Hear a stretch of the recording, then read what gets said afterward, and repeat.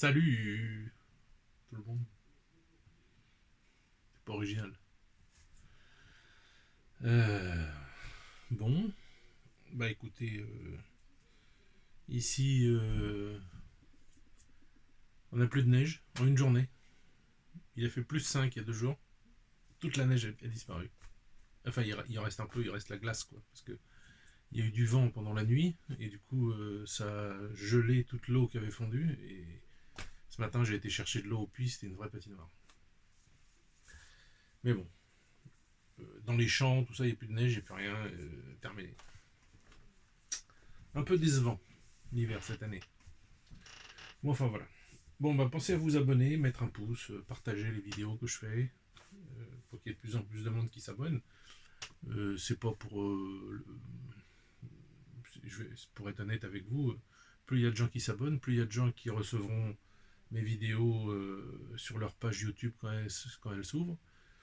Et donc plus de gens regarderont les vidéos et plus de gens auront les publicités et plus il y aura les publicités, plus moi j'aurai des sous. Voilà, c'est clair. C'est pas la peine de, comme beaucoup font, de tourner en rond pour dire vous êtes super beau, abonnez-vous, tout ça. Non, non, non. Franchement, plus il y a d'abonnés, plus vous voyez des vidéos, plus vous voyez des pubs, plus moi je gagne des sous. Bon, ça me permet de faire mes travaux chez moi, ça me permet tout ça. Les mamans des soldats, hein, pensez-y, parce que bon, j'ai fait une vidéo là, si la personne la voit, euh, je dis dedans, parce qu'elle n'est pas sortie encore la vidéo, euh, je dis dedans que j'ai que 5 euros sur le compte. Et en fait, j'ai reçu un don juste après. Euh, donc, qui s'inquiète pas, je l'ai bien. Donc, j'ai 5 euros plus le don de cette personne. Euh, alors, vous avez été plusieurs sur Telegram à me demander de parler un peu plus de mes histoires à la con dans la police. Je dois vous avouer que j'en ai beaucoup. Et pourquoi? Parce que j'ai toujours été volontaire pour faire les trucs les plus bizarres. Dès qu'il y avait un télégramme qui tombait en disant cherche volontaire pour, j'y allais. Je répondais parce que j'aimais bien, ça me permettait de pas rester, de changer de boulot un peu de temps en temps. Par exemple, j'ai toujours été volontaire pour faire le salon du Bourget ou le salon Europol. C'était un an sur deux. Un an le salon du Bourget avec les avions, alors ça c'était génial, j'adorais. C'est là que j'ai rencontré Roland de la Pohype, près de son avion du Normandie-Niemen. Parce que moi j'avais l'avantage, comme j'étais îlotier à l'époque, et îlotier c'est pas ce que vous pensez. Îlotier c'est presque le mieux de toute la police en fait. Vous faisiez la police secours tout seul chez vous, comme vous voulez. Euh, C'était pas aller jouer au foot avec les jeunes. Moi, j'ai toujours refusé de faire ce genre de conneries, hein. Bon, bref, Sarkozy a tout détruit. Avec l'aide des syndicats de la police aussi, hein. Faut avouer. Il voulait qu'on soit tous en voiture, qu'on ait des uniformes genre militaires, tout ça, c'est ce qu'il y a eu. Mais ça a détruit la police en fait. Pour moi, ça a tout détruit. Le seul avantage que j'y trouvais, c'était qu'on avait des pantalons avec des poches sur les côtés. Ça, c'était bien. Voilà. Mais avant, on avait une veste, sympa, une veste de flic, avec une chemise, une cravate, une casquette, et pas une espèce de machin de rappeur sur la tête, là, que je mettais jamais d'ailleurs, parce que je détestais ça. L'hiver, on se gelait avec ça. Et puis, bon, bref. Allez. Bon, je voulais vous parler de quoi? Alors, j'ai préparé des trucs, en essayant de me rappeler. Euh, alors la première chose que je vais vous raconter, je pense que ça va faire plaisir à beaucoup de monde, parce que avant, certains policiers comme moi, certains, pas tous, évidemment, faisaient ça. Ne le font plus du tout aujourd'hui, parce qu'ils ont trop peur. Donc, ils le font pas. Enfin, peut-être qu'il y en a qui le font encore, mais il faut vraiment être sûr de son coup, quoi. Avant, on faisait ça comme ça, quoi. Allez, on le fait, et puis c'est tout. Donc, j'étais allé à... C'était à Pierrefitte, à côté de Stein et de Saint-Denis. où j'étais, et j'étais allé pour une petite mamie qui s'était rendu compte que pendant qu'elle était partie se faire soigner, je sais plus, un truc comme ça, pendant un mois, où elle était partie à l'hôpital, ou je sais plus, elle avait 80 quelques années, quand elle est revenue, il y avait des squatteurs dans sa maison. Alors ils avaient déjà pété les fenêtres, ils avaient déjà tout prévu, quoi. Alors c'est même pas eux qui ont fait, c'est que eux ont fait, et une association de gens bien pensants, de gauchistes de merde, sont venus les aider à leur expliquer que s'ils avaient un ticket de l'achat d'une pizza et de la livraison à cette adresse, ça devenait leur adresse. Et devant les tribunaux, c'est ce qui passait. Et ça, c'était dans les années 2000. Non, c'était dans les années 1995, 14-15. Ça commençait déjà, ces trucs-là. Donc, je suis allé voir ce qui se passait. Donc, on était deux. J'étais avec. À l'époque, il y avait des policiers auxiliaires. C'était des jeunes qui avaient des grades verts et le tour de la casquette vert parce qu'ils faisaient leur service militaire. Mais ils avaient choisi de le faire dans la police. Bon, c'était pas des foot de guerre, mais il y en avait certains qui étaient bons, mais la plupart c'était juste pour pas aller à l'armée, quoi. Et donc pas des grands champions. Et donc en général on se retrouvait tout seul, quoi, parce que ça m'est déjà arrivé que le policier auxiliaire fuit parce qu'il avait peur et que moi je me retrouve tout seul. Bon, ça me faisait pas peur. Bon bref, j'étais un peu zinzin. Donc je vais sur ce truc et puis je vois la mamie en pleurs. Il m'explique, ils ont détruit ses fenêtres, ils ont détruit. Alors, elle m'expliquait que c'était les fenêtres que son mari avait construites lui-même, parce qu'il était menuisier. Donc c'était les fenêtres de son mari, il les avait brûlées, je sais pas quoi. Enfin, bon, elle était en pleurs. Sa maison détruite, plus tous ses souvenirs, plus. Bon, bref. Donc moi, qu'est-ce que j'ai fait? Eh ben, il était 22 h, je crois. C'était le soir. Parce que je travaillais la nuit. Et j'ai appelé mon meilleur copain, euh, Jojo, qui est décédé depuis, le pauvre, euh, qui est décédé à cause de sa PUTE de bonne femme. Mais bon, voilà. Euh, on s'est sauvé la peau plusieurs fois l'un l'autre, donc c'est pour ça que c'était mon meilleur ami. Et je l'appelle et je lui dis Jojo, voilà, il y a ça. Qu'est-ce que t'en penses? Tu viendrais pas me filer un coup de main à les foutre dehors? Et il me dit j'arrive. Donc il se pointe avec ses deux autres collègues. Il en avait parlé dans la voiture, ils étaient tous ok. Moi j'étais avec un jeune. euh, il était ok aussi. Ah non, non, j'étais pas avec un policier auxiliaire, j'étais avec un stagiaire. Et je lui apprenais le boulot. Et donc, Jojo est arrivé à l'adresse que je lui ai dit, c'est-à-dire une rue avant ce bazar-là. Et puis on y a été ensemble. On n'a pas tapé à la porte, on n'a pas sonné, on n'a rien fait du tout. On est rentré par les fenêtres. Il y en a qui dormaient, il y en a qui. Bon, bref, on a attrapé tout le monde. On a filé des coups de trick, oui, c'est vrai. On a attrapé tout le monde, on les a jetés dehors comme des merdes. On a pris leurs affaires, on a tout jeté en vrac. Les postes radio, ils se sont explosés dans la cour. Leur télé s'est explosée dans la cour. J'ai tout jeté par la fenêtre, moi. Puis vous savez, quand c'est comme ça, vous êtes fou furieux et vous êtes plein d'adrénaline, donc vous pouvez faire des trucs que vous pouvez pas faire en général. Donc, donc voilà.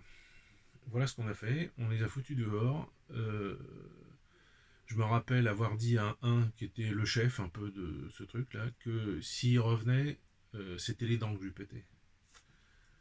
Et une fois que ça a été fait, on a appelé un serrurier qui est venu. On a attendu, qui pose la porte, qui pose des fenêtres.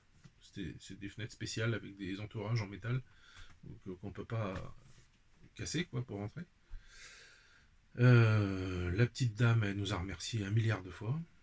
Et puis, elle a réintégré sa maison, elle a refait faire une porte, des fenêtres, etc. Ça lui a coûté un bras, puisque de toute façon, c'était même pas la peine de déposer plainte. Parce que c'est les autres qui auraient eu raison. Et on nous aurait reproché officiellement de les avoir foutus dehors, évidemment. Donc j'avais dit à la dame, c'est pas la peine de déposer plainte, hein. Ça servira à rien déjà, d'aller perdre votre temps, vos nerfs. Le système, l'État est contre vous, donc on ne peut rien y faire. Mais par contre, ce que j'ai fait après, c'est que à peu près une fois par semaine, j'étais avec ma mobilette, c'était une 103 SP, si vous vous rappelez de ça. Les, les mobilettes que les jeunes décalaminaient les pots en mettant de l'essence dedans. Ça n'avait à rien, mais bon. Et donc, j'allais à peu près une fois par semaine la voir. Je garais ma mobilette dans sa cour, qui était entourée de taillis, enfin de trucs, donc on ne voyait pas que ma mobilette était là. Et j'allais boire un café ou un thé avec elle. Voilà. Moi et mon collègue, on était toujours par deux de toute façon. On allait boire un café avec la petite dame. Alors, elle était au milieu des cités, de la racaille, de tout ça. Enfin, bon. Mais elle voulait pas laisser. Elle nous racontait des histoires comme quoi la cité des poètes, pour ceux qui connaissent, c'est là, à Pierrefitte, c'est là que j'étais ilotier. Cette cité, c'était des champs de pommiers, voilà, dans le temps.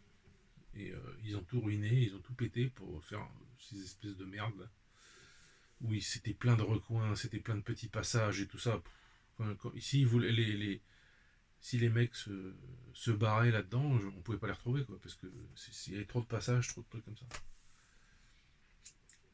Et donc voilà, bon ben, et puis ils sont pas revenus, les squatteurs, donc ça a bien aidé la petite dame. Alors évidemment, quand on faisait des trucs comme ça, on prenait des risques, parce qu'on aurait pu être chopé par la hiérarchie, par un procureur à la con, par plein de trucs, mais il faut bien comprendre que à cette époque, dans les années 90, quand on rentrait dans la police, c'était pas trop comme maintenant. Maintenant, ils y rentrent pour un salaire, pour avoir le pouvoir sur les gens. C'était comme aux Gilets jaunes, par exemple, des mauvais qui ne savaient pas tirer et qui ont tiré dans les yeux des gens. C'est là que l'État a fait une énorme erreur, c'est de ne pas les punir, ne pas les attraper et leur dire qu'est-ce que tu as fait là. À la formation, ils disent toutes les 30 minutes ne jamais tirer dans la tête. Jamais, jamais, jamais, jamais. Donc le type qui le fait, c'est qu'il le fait sciemment. Hein, parce que c'est assez précis quand même à un certain nombre de mètres. Donc, l'administration, l'État a choisi à cette époque, le gouvernement Macron, alors je ne sais plus qui était Premier ministre, ils ont choisi de ne pas sanctionner ces gens. Donc qu'est-ce qu'ils ont fait le lendemain ou le samedi d'après? On leur a encore filé le LBD, et puis qu'est-ce qu'ils ont fait? Ils ont retiré dans la gueule des gens. Pas de problème. Enfin bon, ça a été géré, ça a été fait exprès. Voilà. Bon voilà, donc voilà ce qu'on faisait à l'époque. Le genre de choses, je ne l'ai pas fait qu'une fois. Hein.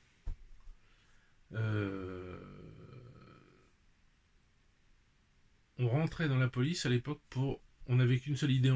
Je me rappelle à l'école de police, on en parlait avec les collègues. On était là pour aider les gens, pas pour les faire chier. C'est pour ça que moi j'étais mal noté parce que je mettais pas de PV. Parce que mettre un PV à quelqu'un qui passe au feu orange, désolé, non, jamais. De la vie, j'ai jamais fait ça. Le feu rouge depuis 30 secondes, oui, là effectivement, il mérite. Ou alors prendre les gens à 51 km/h au lieu de 50. Enfin, bon. Chose qui est habituelle aujourd'hui, si j'ai bien compris. Mais bon, donc voilà l'histoire des expulsions. Ça se passait comme ça. Coup de pied dans le cul, et puis tout le monde dehors, ou coupé dans le cul, ou plus. S'ils commençaient à nous insulter ou à résister. Bon bref, le principal de tout ça, c'était que la mamie elle récupère sa maison. On voyait pas autre chose, on voyait pas d'autres trucs autour. Il n'y avait pas qu'on prenait des risques, qu'on aurait pu être emmerdé, tout ça. On voyait pas tout ça. On ne s'intéressait pas à tout ça. Nous, on voulait une seule chose, c'est que la dame qui était propriétaire de sa maison récupère sa maison. Voilà. C'est tout. Pas autre chose. Oui, quand on y réfléchit après, on aurait pu avoir des emmerdes. Oui. C'est vrai. Ouais. Mais on le faisait quand même. Alors, une autre petite histoire. Bon, ça, ça n'a rien à voir, c'est une histoire plus mignonne. Enfin, mignonne, si on veut. Le début est pas mignon. C'était en 91. Et j'étais dans le 7e arrondissement à Paris. Parce que quand on sort de l'école de police, moi je suis sorti en septembre 90, on était affecté à Paris. Alors au début, ils vous font croire, faut bosser, parce que comme ça, vous pourrez peut-être aller en province, tout ça, tout ça, tout ça. Mais c'est en fait, ils nous mentent. Et quand on arrive à la fin de l'année, de scolaire, de flic, et qu'on va dans l'amphithéâtre pour voir les postes, c'est premier arrondissement, deuxième, troisième, quatrième, compagnie de circulation à Paris, c'est que ça. Donc on s'est bien fait avoir. Et avant d'être affecté là où on a choisi, moi j'avais choisi le 9e arrondissement parce que j'étais bien placé. Et le 9e arrondissement c'est intéressant parce que le nord de l'arrondissement c'est Pigalle, donc c'est un peu chaud. Et le sud c'est l'Opéra, tout ça, donc c'est plus joli, c'est plus sympa, c'est plus... J'ai beaucoup aimé travailler là-bas. Mais en attendant, il fallait faire ce qu'on appelait la SI, ou la CI, je sais plus, la SI. Fallait faire 3 mois dans 3 mois dans un arrondissement comme pré-stagiaire, on va dire, et ensuite 3 mois dans un autre arrondissement comme pré-stagiaire aussi. Et moi, je me retrouve dans le 7e, et après, je me suis retrouvé à la compagnie de circulation. C'était pas passionnant, mais enfin bon, ça allait. Et je me retrouve dans le 7e, alors la police secours, on la faisait une fois par semaine. Ça, on l'attendait avec impatience, parce que nous, on était rentrés dans la police pour ça, pas pour garder l'Assemblée nationale, le Premier ministre, enfin, tous ces trucs. Faut le faire, je comprends bien, mais bon, c'est pas très motivant quand vous sortez d'un an d'école et vous vous retrouvez à garder des trous de balles.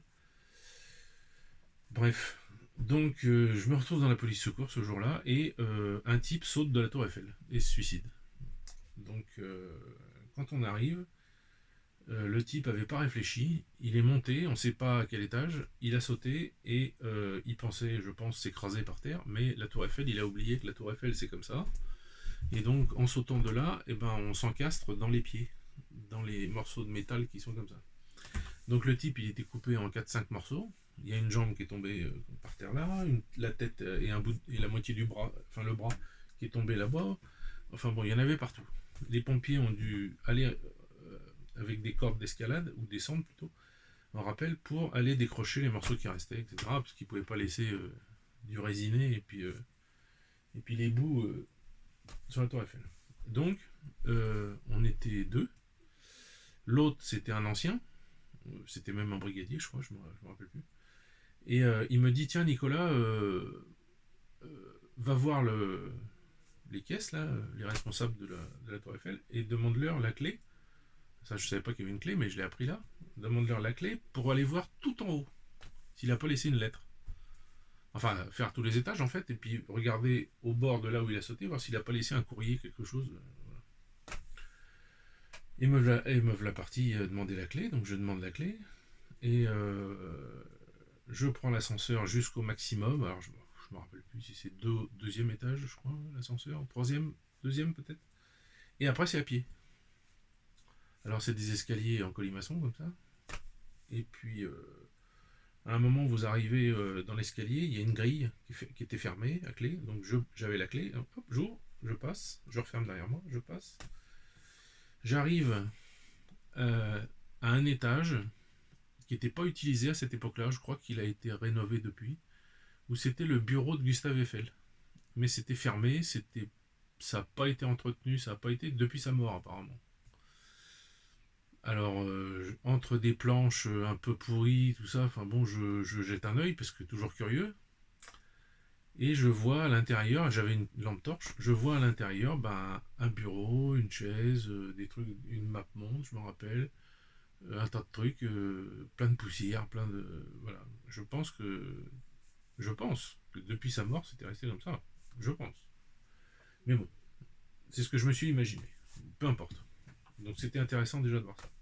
Ensuite, ça continue à monter. Donc je monte et j'arrive tout en haut, tout en haut. Vous voyez, quand vous regardez la tour Eiffel, tout en haut, il y a un tout petit machin qui fait, je sais pas, 1,50 m de large, 2 mètres peut-être, sur 2 mètres, où il y a des antennes, où à l'époque, il y avait des antennes pour la télévision hertzienne. Euh, et je me retrouve là, et je monte là par une échelle,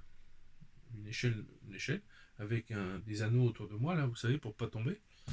Mais bon, la trouille quand même. Hein. C'est là que j'ai découvert que j'avais un peu le vertige, parce que je savais pas, j'étais jamais monté sur un truc comme ça. Et là, je me rends compte que ça bouge d'à peu près 1 mètre. Ça bouge comme ça, avec le vent. Ça bouge. J'étais pas bien. Donc je cherche vite fait une lettre que je trouve pas. Pas de lettre, bon, je m'en fous. Et puis là, avec mon esprit curieux comme d'habitude, euh, je me dis, Nicolas, t'es là, t'as le vertige, ça tourne, t'as envie de descendre, mais t'es là, profites-en. T'es au point le plus haut de Paris, de France même, peut-être. Euh, Regarde. Et j'ai commencé à regarder. Et là, mon vertige a disparu. Et c'était beau. Et en fait, mon vertige a disparu au moment où je me suis concentré à essayer de voir la maison de ma grand-mère, qui était à Colombes, à l'ouest de Paris. Et j'ai reconnu à peu près, à cause de la scène, à cause de... Qu'est-ce qui m'avait fait reconnaître la tour Fiat. Il y avait une tour à la plaine Saint-Denis. Et la tour Eiffel, la plaine Saint-Denis, je savais que c'était à peu près par là. Vous voyez, c'était... donc je cherchais à peu près par là. Bon, évidemment, j'ai pas vu la maison. Mais j'ai vu la ville, quoi. Mais on voyait hyper loin, quoi. C'était super beau. Super, super beau. Et puis à un moment, ben, j'en ai bien profité. Je suis bien resté 15 minutes. Hein. Et puis au bout d'un moment, je me suis dit, bon, bah allez, parce que là, ça recommence à tourner un peu. Faut que je descende. Et puis là, quand j'ai foutu les pieds sur l'échelle pour descendre, alors là, mais j'avais pas fait gaffe, mais au moment où je pose mes pieds sur le premier barreau, mes jambes, elles sont comme ça, en fait. Et j'avais froid, parce qu'il fait froid là-haut. Il y a du vent. Donc je commence à descendre. J'avais la trouille de lâcher, que mes jambes me soutiennent pas. Et puis j'ai réussi quand même à descendre cette échelle. Je pense que c'est le truc où j'ai eu le plus la trouille de ma vie, je crois. De tomber de ce truc. Je pouvais pas tomber. Enfin, j'aurais pu tomber, mais si je tombais en arrière, il y avait ces anneaux là derrière là, qui m'auraient empêché de tomber, mais je serais tombé et je me serais certainement éclaté le menton sur un barreau. Enfin bon, c'est à ça que je pensais. Moi, je suis quand même descendu. Voilà. Et je suis redescendu tout en bas. Alors, je peux vous dire que les escaliers, je les ai descendus marche par marche, tout doucement. Quand je suis arrivé à l'ascenseur, j'ai soufflé. Quand je suis arrivé en bas, ben, toute cette histoire, ça a pris peut-être 2 heures. Mon collègue, il dit, bah t'étais où, qu'est-ce que tu faisais bah, je dis, qu'est-ce que je faisais, mais tu te rends compte de monter là-haut, toi, le boulot que c'est De- C'est épuisant, quoi. Monter les marches en colimaçon, là, déjà sur presque 2 étages, enfin, c'était crevant, quoi. Elle me dit, ah bon, d'accord. Et il y a un message, non, il n'y avait pas de message, non, j'ai rien trouvé. Ok. Et voilà, voilà, voilà. Alors, en parlant de la Tour Eiffel, il y avait un autre truc qu'on faisait, c'est le pilier, on appelait ça le pilier nord de la Tour Eiffel. Donc il y a le pilier nord, et dans le pilier nord, il y avait, je sais pas si ça existe toujours, il y avait un petit poste de police, où on était en permanence deux à l'intérieur. Et en réalité, on aurait dû prendre des plaintes, etc., mais personne ne venait déposer plainte là. Et par contre, les gens qui connaissaient un peu, qui avaient déjà été à la Tour Eiffel, qui savaient comment ça se passait, qui avaient l'expérience, ou qui étaient parisiens, qui habitaient pas loin, etc., quand vous alliez à la Tour Eiffel et que vous vouliez aller aux toilettes, il y avait une queue. Bon, vous pouviez vous pisser dessus, quoi. Par contre, si vous alliez au poste de police et vous demandiez gentiment, ben, on laissait rentrer les gens, puis ils allaient aux toilettes. Et il n'y avait pas la queue. Voilà, on servait de dame pipi, quoi. C'est tout. Sauf le soir, notre boulot, c'était de prendre un bidule. Un bidule, c'est ce qu'on appelait un bidule, c'était une matraque en caoutchouc grande comme ça, qui faisait au moins 1 mètre, 1 mètre 50 presque, qui était hyper chiante à trimballer en fait. Et puis, je sais pas pourquoi il fallait prendre ça. Et il fallait patrouiller sur le champ de Mars, donc on faisait tout le tour du champ de Mars, etc. J'ai jamais eu de soucis, j'ai jamais eu de. Sauf une fois avec une nana là, qui était bourrée, mais c'est rien du tout. Et puis voilà, donc l'histoire de la Tour Eiffel, voilà, c'était ça. Et puis le dernier truc que je voulais vous raconter, c'était un truc assez émouvant. Tous les ans, aux alentours de Noël, alors moi ce jour-là, j'étais à la garde, à l'extérieur, dans la guérite, à l'extérieur du commissariat du 9e arrondissement. Et je vois un type qui passe devant moi, qui me dit, qui s'arrête, qui me serre la main, et qui descend les marches. Et je sais pas qui c'était, mais j'avais déjà vu. Euh, je connaissais cette tête. Et puis, bon, je reste à mon point. Puis peut-être 20 minutes après, il y a un collègue qui sort alors que c'était pas l'heure de la relève. Et il me dit, tiens, vas-y, il y a Gainsbourg qui est dans la cuisine. Et c'était Gainsbourg en fait. Donc je vais à la cuisine. Il y avait tous mes collègues qui étaient là, évidemment, autour de lui. Lui, il avait ses 2 paquets de gitane dans la main. Et puis un verre de Ricard à la main. Et tous mes autres collègues aussi, évidemment, parce qu'il avait ramené une bouteille. Euh, et donc, bah, il voulait que c'est lui qui a demandé qu'on me relève pour que je vienne pour boire un coup avec lui et avec les autres. C'était sympa, quoi. Donc, bon, alors c'était la nuit, on finissait à 23h30, donc il devait être 22h30, c'était juste avant qu'on finisse. Et donc, oui, on buvait en service avant, ouais. Oui, oui, c'est vrai. Il y avait des bars dans les commissariats, ouais. Il y avait des placards, des vestiaires, et un des vestiaires qui était fermé avec un cadenas, si on l'ouvrait, dedans c'était des boutanches, des cacahuètes, des machins. S'il y avait un anniversaire, s'il y avait tout ça. Alors, c'était pas en service qu'on buvait, sauf là, parce qu'il était là, mais c'était après le service, toujours. Jamais pendant. Moi, j'ai jamais vu un flic boire pendant le service. Toujours après le service. Pour des fois, souvent, et je le comprenais, hein, mais moi je buvais pas, mais pour déstresser de la journée, parce qu'ils avaient fait un macabé, ou parce qu'ils avaient fait je sais pas quoi, ou parce que.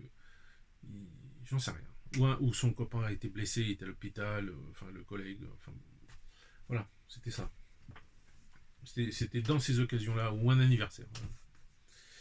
Et, euh, et en fait, Gainsbourg, je l'ai vu sortir un chéquier, faire un chèque, signer, je sais pas combien il y avait, j'ai pas vu, le donner à mon chef, qui était responsable du comité des fêtes du commissariat, parce que à l'époque, à Noël, peut-être vous, dans les usines, dans les grosses entreprises, tout ça, vous avez un petit quelque chose, un Noël pour les enfants, je sais pas.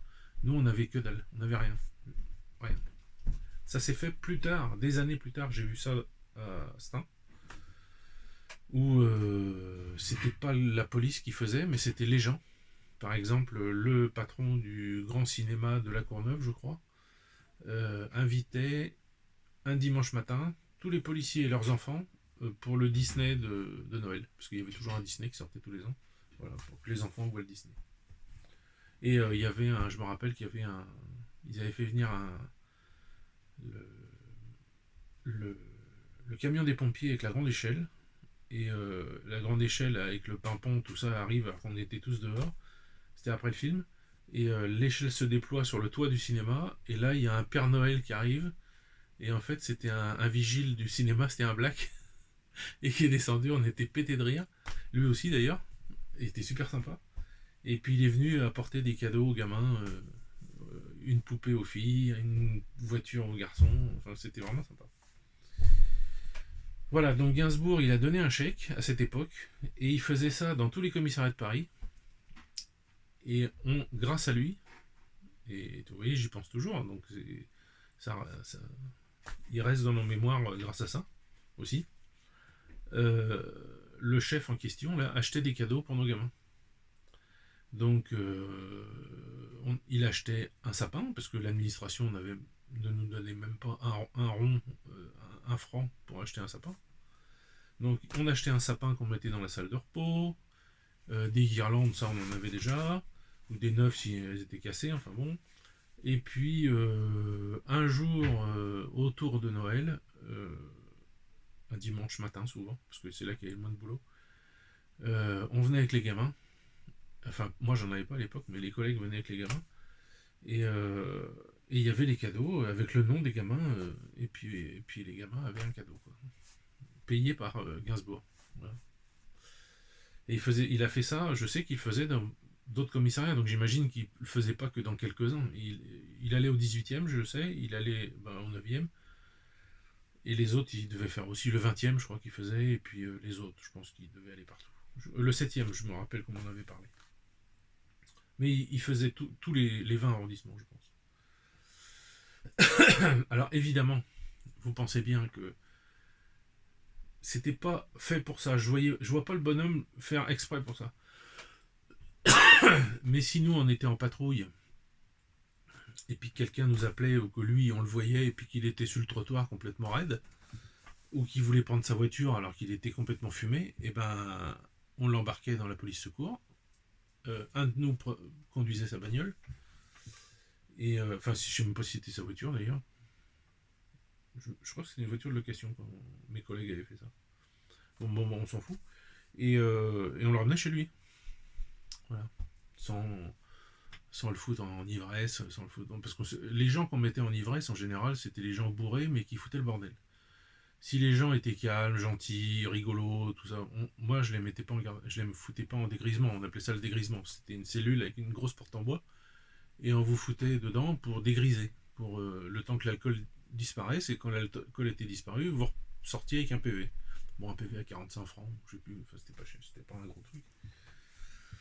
Mais bon, c'était pour, comme on disait, c'était pour payer la femme de ménage pour nettoyer la cellule après le mec. Mais voilà, donc voilà, trois petites histoires. Euh, Si ça vous plaît, je vous en ferai d'autres, parce qu'il y en a tellement. Mais voilà. Bon bah écoutez, là on est dimanche, on est le 9 mars. Cette vidéo sortira certainement le 13 ou quelque chose comme ça, parce que j'en ai d'autres de prévues. Pour demain matin, j'en ai une sur, sur ce que Poutine, Lavrov et Peskov ont dit du discours de Macron. Sur la guerre, sur tout ça. Enfin bon, bref. Voilà. Allez, je vous laisse, et puis je vous souhaite un bon dimanche, sous vos applaudissements.